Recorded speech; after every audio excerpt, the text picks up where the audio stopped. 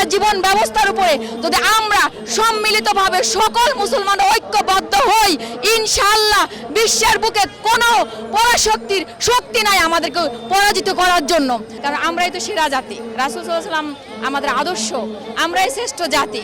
আমরা যদি এই ঐক্যবদ্ধ আল্লাহ তাওহীদের উপরে আমাদের একজন নেতা থাকবে, আমরা একটা জাতি থাকবো, হুকুম চলবে আল্লাহর, বুঝছেন?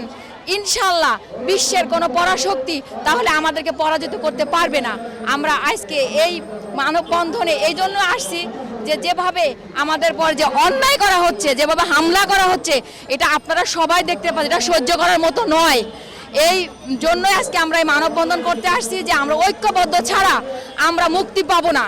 আমরা কিসের ভিত্তিতে ঐক্যবদ্ধ হব সেটা আমরা তুলে ধরছি যে আল্লাহর দেওয়া সিরাতাল মুস্তাকিম, অর্থাৎ আল্লাহর দেওয়া জীবন ব্যবস্থার উপরে যদি আমরা সম্মিলিতভাবে সকল মুসলমান ঐক্যবদ্ধ হই, ইনশাআল্লাহ বিশ্বের বুকে কোনো পরাশক্তির শক্তি নাই আমাদেরকে পরাজিত করার জন্য।